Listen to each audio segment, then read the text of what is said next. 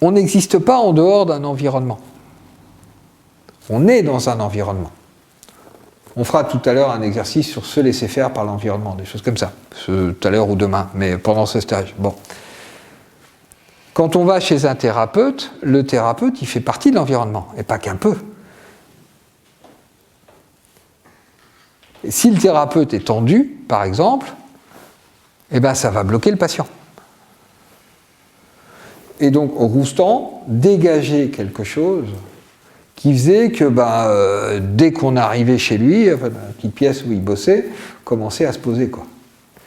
Parce que le mec, en matière d'alignement, c'était impressionnant. Donc du coup, je veux dire, le lâcher-prise, etc., se faisait de plus en plus, sans rien faire, quoi, avec ce que dégageait Roustan. Et ça, c'est l'une des particularités, alors c'est pas de l'auto-hypnose, mais c'est l'une des particularités de la hypnothérapie, c'est que le thérapeute, en hypnothérapie, le thérapeute, il travaille très peu sur le patient, il travaille sur lui. De façon à justement laisser tout l'espace au patient.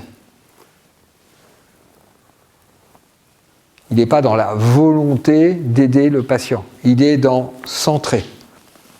Centrer suffisamment profond, suffisamment pleinement pour que le patient se sente libre. C'est une question d'ambiance, c'est une question de modification de l'environnement. D'accord ? Ça, c'est aussi une des spécificités de la hypnothérapie. On est dans cette notion de centrage du thérapeute qui est fondamentale. Et c'est la circulation des énergies, en fait. Oui, tout à fait.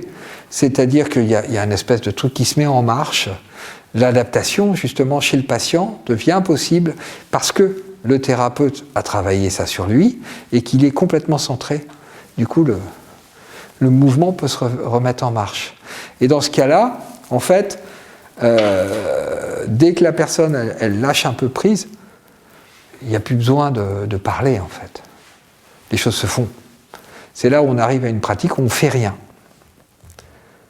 Il y a de la pensée, il peut y avoir de la pensée. Alors justement, il y a de la pensée, et encore, moi la plupart du temps, il n'y a pas de pensée, il n'y a que des sensations, mais